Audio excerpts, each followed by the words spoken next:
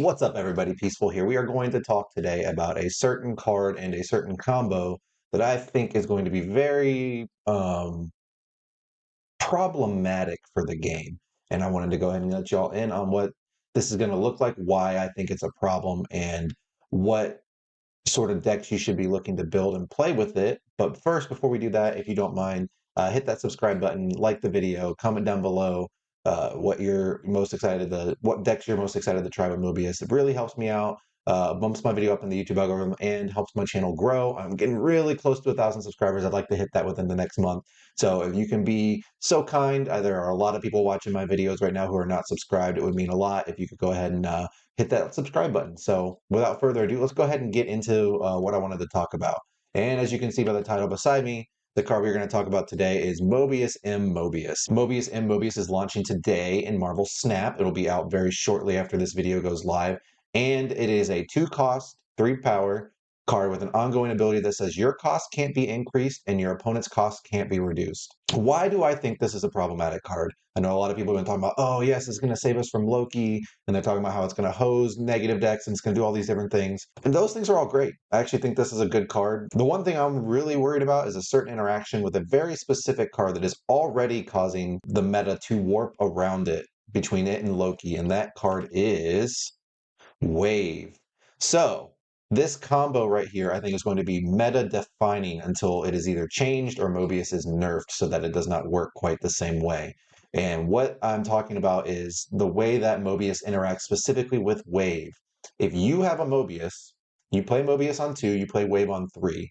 What the turn will look like on turn 4 is that your opponent's cards that cost less than 4 will cost 4 because of Wave. Your opponent's cards that cost more than 4 will still cost more than 4 because of Mobius. All right, because their cost cannot be reduced. Your cards cannot be increased. So your cards that cost less than 4 will still cost less than 4, but your cards that cost more than 4 will cost 4 because of the wave effect. And this is warping for a number of reasons, but I think you can sort of see just from what I've explained what the problem is here. You having the ability to play whatever you want, play your turn normally, but also have the benefit of having all of your expensive cards reduced to 4, while your opponent is forced to basically play one card. This combo doesn't just work on 2 and 3. Like, obviously, you can go turn 5, Mobius and Wave, when they're not expecting it, and suddenly you have free reign to do whatever you want on turn 6, whereas they are locked into playing one card. And this is extremely problematic, I think, from a design perspective, because it just warps what people can even play in the metagame. It makes expensive cards worse for other people, unless you're playing specifically this combo in your deck. It dilutes deck diversity because basically, if you want to be playing big cards, you're going to need to be playing this combo. And if you want to play cheap cards, you kind of still need to be playing at least Mobius, because otherwise you are going to be locked out of doing what you need to do.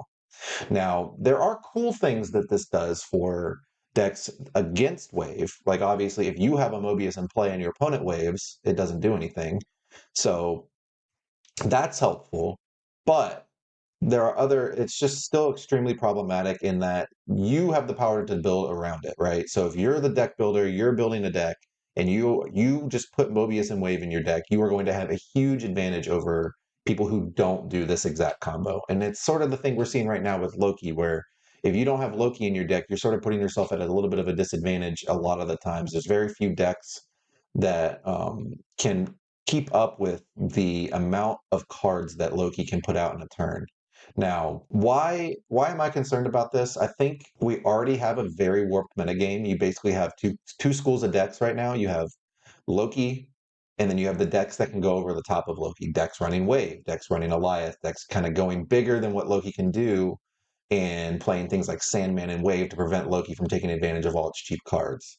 Well, this is just going to make that even worse, right? You're going to have your Loki decks, and then you're going to have your Mobius and Wave decks. And I think that's the only things that are going to be super viable in the metagame. If you're not at least running Mobius in your deck, I think you're going to be at a huge disadvantage going into the matchup, and it's going to be very hard for you to even win. What this looks like for me is it honestly goes right into the style of deck I like to play. I love playing Wave decks. I love playing decks that take advantage of her ability to shut off your opponent's ability to play multiple cards. It's obviously the best friend of Eliath. Just imagine now, you think Eliath is bad now. Imagine your opponent going Mobius Wave on 5, and then they play an Eliath and another card, and you just can't ever beat that, right? Like, it's, if you don't have a Mobius in play as well, it's just very, very toxic, very, very meta warping. And I'm honestly shocked that they released this in the form that they did. I don't think it's necessarily a good thing to have in the game. We already have an issue of a hyper warped metagame warped around certain cards, and this is just going to make it worse. I do highly recommend picking up Mobius. I mean, it always takes them a few weeks to change a card if it is problematic, and I don't think we're going to see this changed right away. I think this is going to slot into literally every deck. It's going to be the new Jeff. I mean, sorry, Jeff, rip. I love you. I'll miss you. Sad to see you go, but I mean, something's gotta give, and I think Mobius just does so much more with what you can do to build around it. Just if you're hating on the Professor X decks now, just wait. It's going to get worse. Imagine them being able to play Professor X and you can't play anything bigger than 4. It's going to be pretty frustrating, and it's going to cause a lot of people to get even more frustrated with the game than they already are. That is the concern I have right now overall with the metagame. I see a lot of people voicing a lot of frustration with the fact that it feels like you're very limited in what you can play. Now, that said, I believe in Second Dinner. They've done a pretty good job. Like, even if they have maybe released cards a little too strong here in the last 6, 7 months, you've seen it with the Surfer, you've seen it with Zabu, you've seen it with a lot of the other problematic combos, Leader, Arrow. They always seem to get changed into a way that they're a lot healthier for the metagame. I'm looking forward to seeing what changes they do make and what they do for the game. Hopefully, we get a change here in the next couple weeks. And looking up into next month. Next month's cards don't look nearly as powerful or problematic. This month was crazy. Let's be honest. I know they wanted to theme it around Loki, but the designs they had for these cards, other than Ravonna, who ended up disappointingly not being nearly as good as I hoped she would be. Yeah, all the cards this month have been extremely impactful in the metagame. And I know that's frustrated a lot of players who both don't want to see the same cards over and over and maybe just couldn't pick up all 3 of these cards this month, because that is a lot of cards for people who are maybe free to play. So hopefully here we'll get in the next couple weeks a nice balance change to sort of bring all this stuff in line. And I'll be curious to see if they leave this Mobius and Wave interaction. If they want to leave Mobius interacting with Wave the way it is, I think they have to change Mobius to 3. I think Mobius has to go up to maybe a 3/4 or a 3/3 and just not be able to curve with Wave the way it does. That makes your turns a lot more awkward. You go turn 3 Mobius, and then I guess you could wait till turn 5 to Wave, and you still get that combo, but it makes it a lot more awkward for you and really limits what you're able to do. That blocks you being able to use this to get an early Professor X down, things like that. So we'll see how it goes. I did want to dive into a couple of the decks that I think are going to be pretty good. So let's go ahead and go over that. So obviously the first deck I think this slots right into is a Eliath Professor X lockdown style strategy. It is going to be extremely powerful, extremely problematic, and it's going to cause a lot of frustration for players who aren't running Mobius in their deck.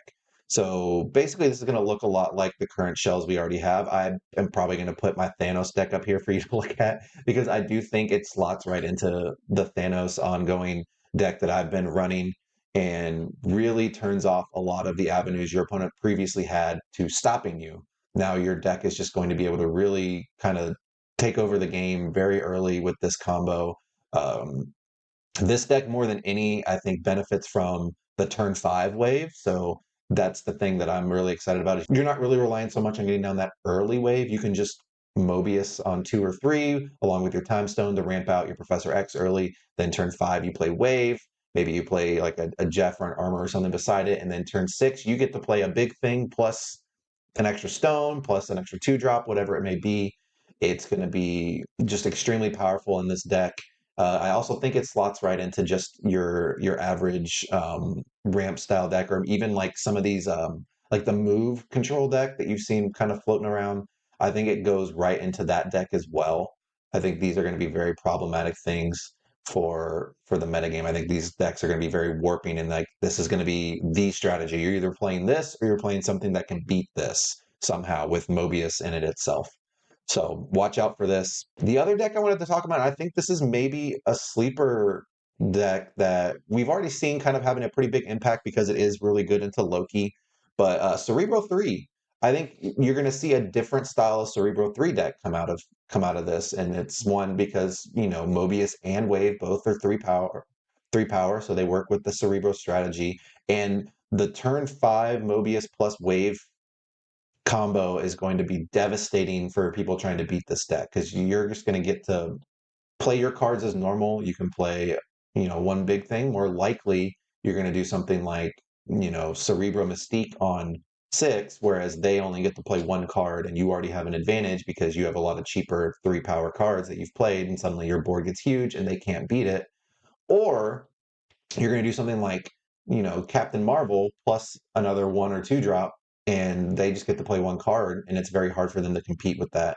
I think this is actually a very sneakily powerful deck, and Professor X's 3 power, I think you're going to see that suddenly become a part of the Cerebro package, where because they get to go Mobius into Wave and, you know, kind of set up that lockdown lane, but also buff it up a lot bigger later with Cerebro and not have to worry about losing it to whatever you played to it. It's just extremely powerful. I don't foresee this being something that a lot of decks can keep up with. So those are my 2 sleeper decks. If you're looking to abuse the Mobius Wave interaction, these are the decks that I'm going to be trying.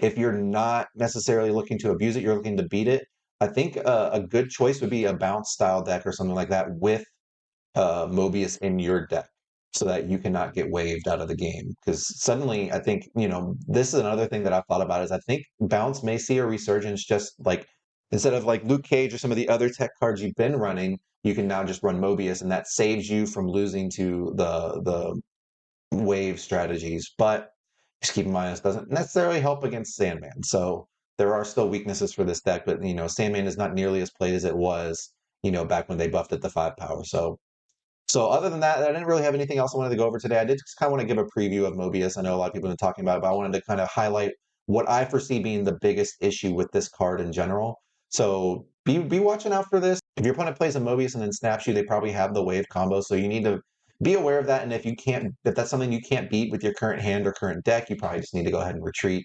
Keep that in mind. And other than that, I hope this helps y'all kind of plan for what the metagame is going to look like after tonight.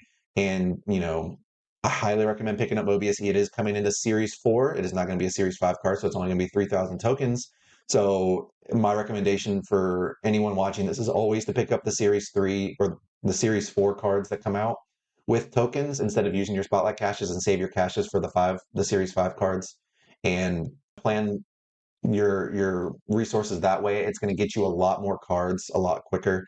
And then other than that, enjoy playing with Mobius, or maybe take a break if this is not something you're looking forward to, because it's going to be everywhere. I promise you, this is going to be an extremely potent and powerful combination.